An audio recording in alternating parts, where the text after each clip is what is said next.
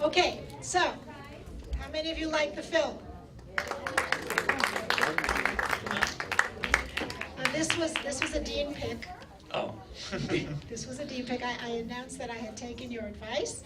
Thank you. And our programmers went out to look at it and to find it, and everybody thought it was such an unusual film because for a variety of reasons. You want to talk about what made you like this film when you saw it? Well, Just to reiterate, this is Dean Movshovitz. I announced his bio and who he is, and from the Consulate, and he's our resident Israeli film consulate expert on Israeli film. So, Dean, tell us why you like this film. Well, I like it a lot because Avi Nesher, the director of the movie, he's one of the few Israeli filmmakers who works with genres. Definitely one of the few mainstream Israeli filmmakers. Most Israeli filmmakers have more of a European sensitivity and focus more on dramas, but Avi Nesher allows himself to work in American genres. He made musicals, he made thrillers, and here he's taking the American tradition of film noir, which is, has this connotation of a very seedy 50s LA, and puts it in Musrara in Jerusalem. Tell everybody who doesn't know about Musrara where it is, what it is. Musrara is, imagine Williamsburg 5 years ago. It's sort of a small neighborhood, very artsy in Jerusalem, some Arab population, some hipster bohemian population, some Orthodox population. It's a real melting pot. And I think the movie catches this wisely and uses the film noir tradition wisely to comment on that and use that as a very good background. That's what appealed to me. Like, it's fun to see, the thrillers or the film noir, the movies you grew up on in your own language and in your own country. Your own language. Now, Avi Nesher, tell us more about him. So Avi Nesher, he had a big Israeli career in the 70s. He moved to the States, made a couple of movies in the States. I can't say they were hits, but he had a career here. He made a couple of movies. He definitely made some connections. And in the early 2000s, he went back to Israel and made a couple of new movies. One of the interesting things about Avi Nesher is his movies are hits. All of his movies reach 300, 400, 500,000 viewers in Israel, which in Israel, scale, that's a hit. That's like Christopher Nolan or Avengers hit. He's not as respected by the Academy, by the Israeli Academy. Critics love him, but he's very popular, and he made two of the most popular movies in Israeli history: The True Palaka, with Gidi Gov, which is a musical set in the Lakot Tzvayot, in the army military bands, and Dizengoff Tishin which is this very honest look at the bohemian life in Tel Aviv in the 70s, 80s. And he had this renaissance in 2000s with this movie, with Turn Left at the End of the Road, and The Secrets, and a couple of other movies that sort of put him back on the Israeli cinematic map. Okay, tell us about how many of you liked our main character, our rabbit? Arnav is my favorite thing about this movie.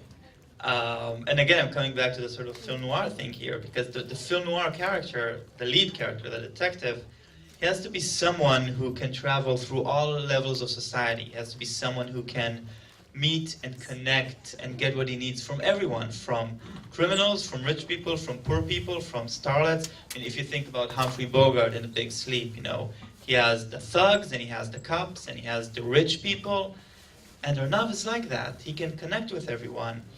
And if I put it in Israeli context, I think this movie is using Arnav as maybe as a plea for more people who can encompass all the varied, rich tapestry of identities in Israel, in Musrara, which is a very rich place, and Arnav can encompass that. And I think to me, that's what makes the movie unique, that's what makes its message unique, that's what makes its use of film noir unique.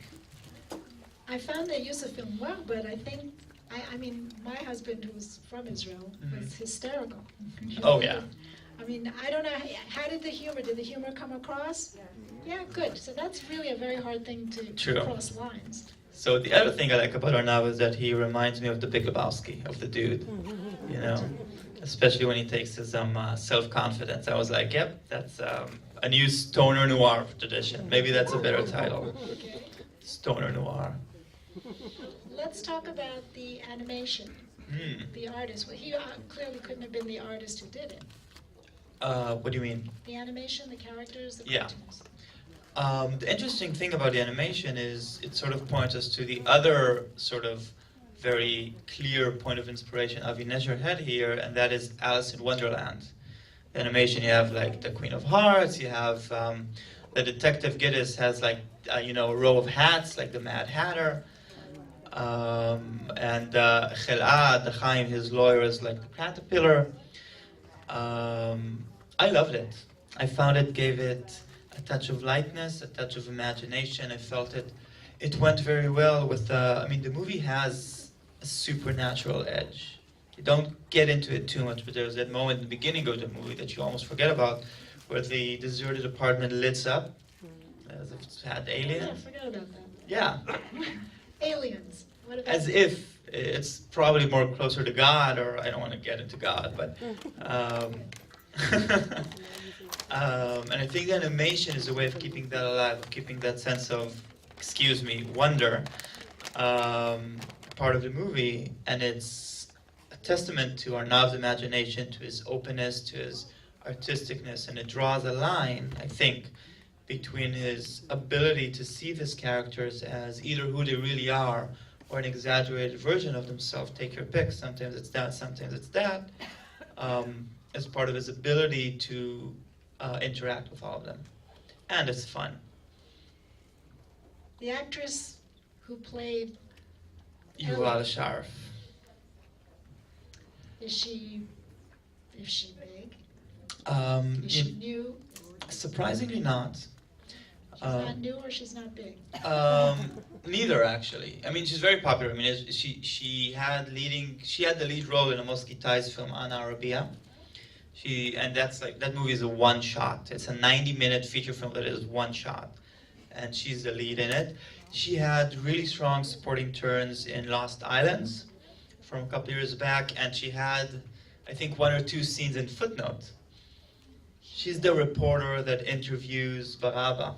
Yeah. So she's definitely a star. She's definitely someone people recognize, but she hasn't really had like a breakthrough. Like this, the movie that you can say, this is Yuval Sharf's movie. Do you think this could be her breakthrough film? I think Do you think this could be her breakthrough film? No. There it is. she is gorgeous. Gorgeous she That's is. an apt word. I think she needs a strong leading role. I think she needs to have one of those like strong movie that's about her, where she's not the love interest. That's what I think she needs. The revelation here for me, I mean, apart from the lead guy, Uri Chizkiah, who carries the film very charmingly, I would never have thought that Adir Miller could be menacing.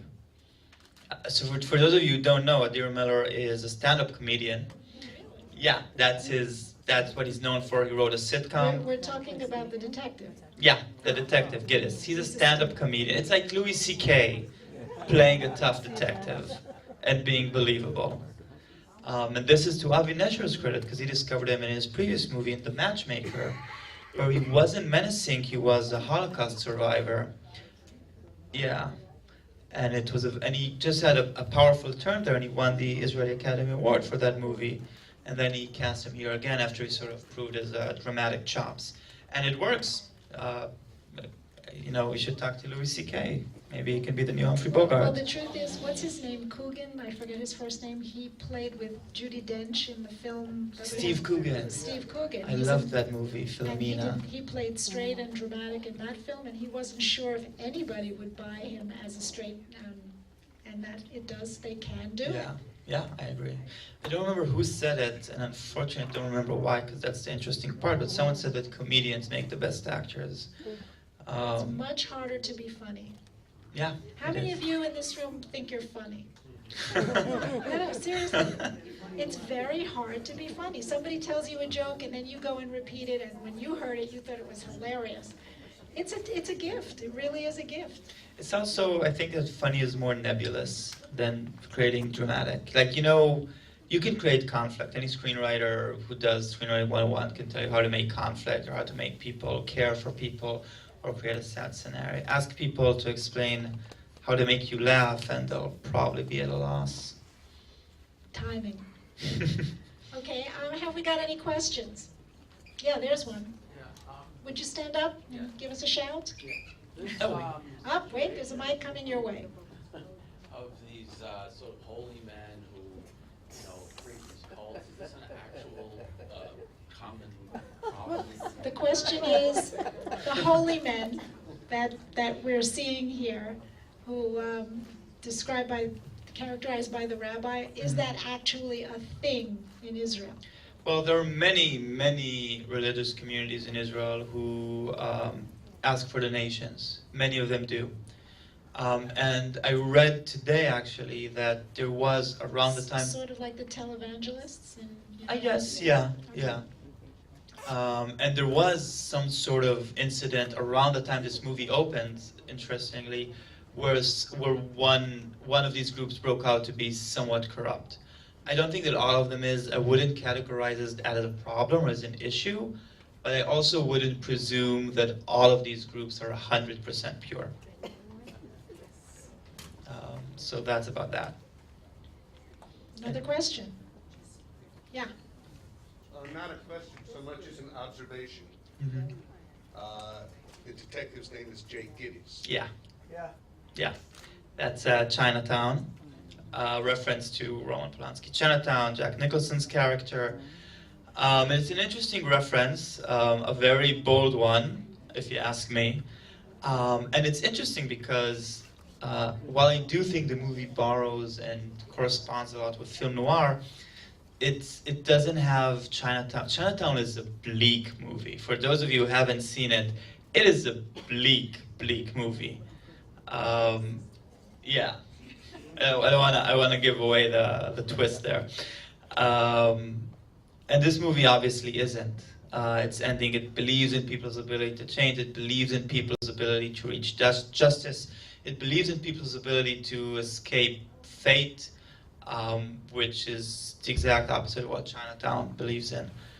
So I think the reference was more for the film noir tradition than specifically for Chinatown. But I noticed that too. And again, I find it very, very bold to name a detective Geddes. It's like creating a superhero and calling him Clark Kent. Okay. Question? Comment? Yeah, sorry. As a quick side note, first and foremost, I wanted to thank you for bringing Israeli movies to Great Neck. A while back, we used to drag ourselves to Manhattan to JCC to go watch a quality Israeli movie. So a big thank you for bringing... I'll second that. Thank you for the thank you.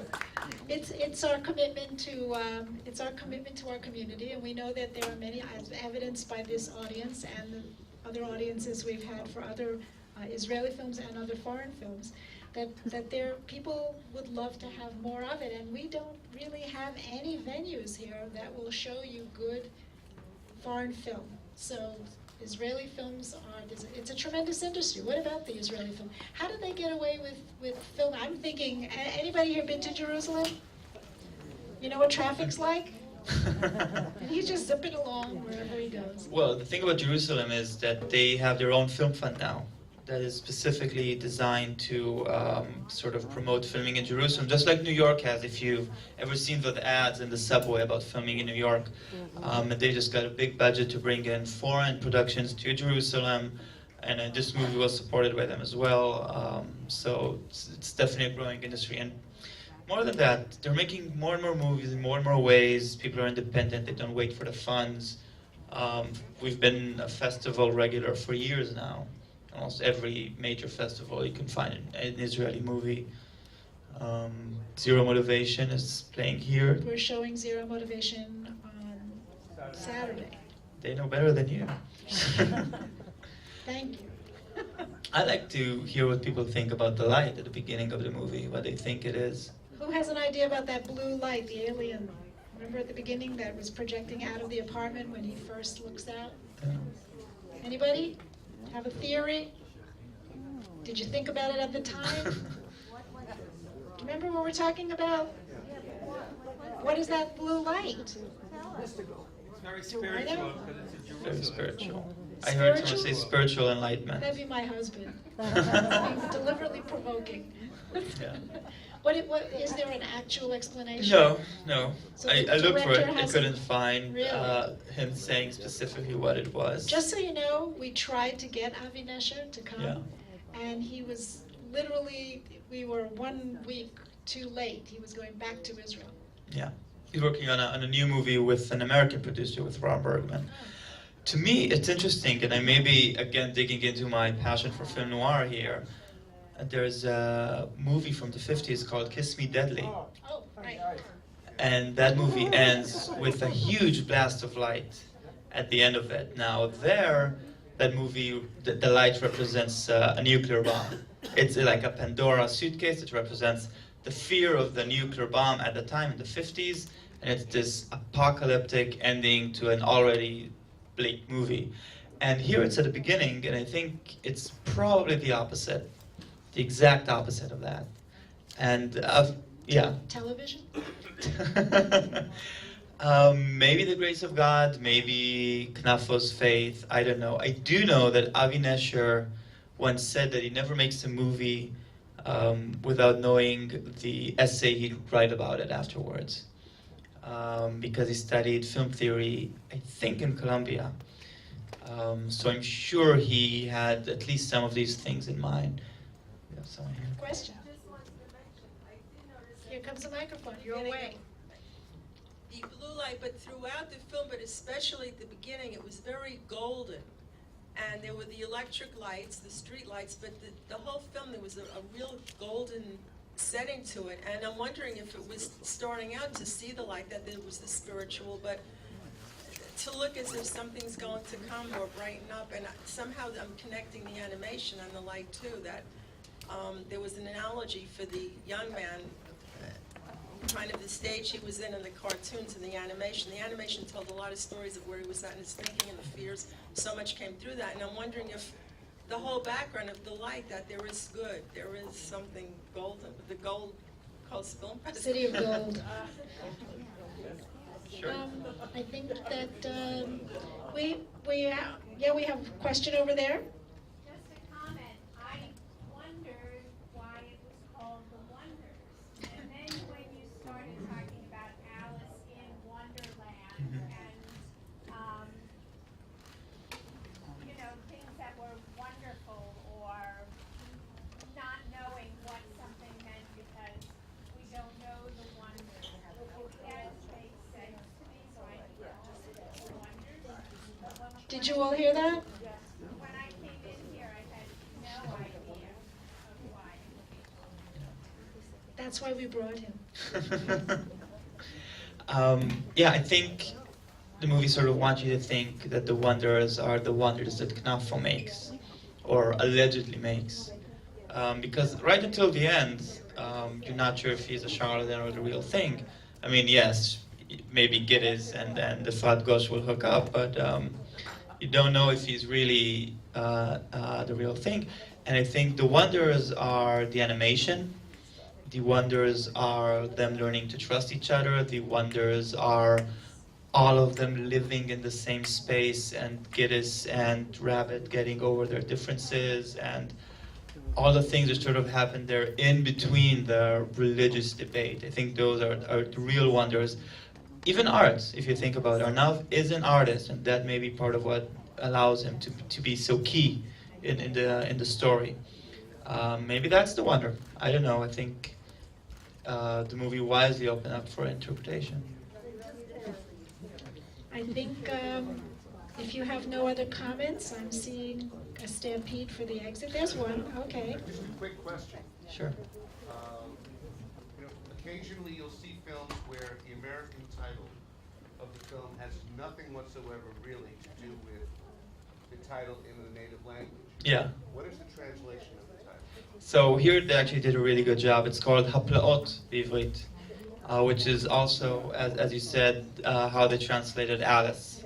Alice בארץ הפלאות. So the reference is direct, translation keeps that in mind, and it's pretty accurate. I have to tell you, it's one of the things, and I'm going to tell you this from my perspective. I speak a few languages, Hebrew's one of them, and I came to Hebrew when I married my husband. So when I see translations, and not just from Hebrew, from French, from German, from other languages, I'm keenly aware of, we just had a film that we screened yesterday that was Spanish. It was in Spanish with subtitles, and they just did not sync up. They just weren't right. This was a wonderful translation. I thought they did a really good job of keeping in line all the insults and nicknames Yeah. Gittes has for Arnav. I think that was well done. No, the slang, they really did a good job. And Hebrew and English are not necessarily the Oh same. yeah. So I thought that was great. Question is, what is the key message? Anybody know what the key, is there a key message? Well, I mean, I think the key message is always about, whatever you take away from it. And most filmmakers I talk to are about what, leave it to the audience. I feel, like I said earlier, is that it's about finding the ability as a person, as a country, as a neighborhood, to encompass many different identities, which are all of them in the movie, mostly religious and non-religious, but you can find there are a lot of, like he goes and buys baklava from, an Arab vendor.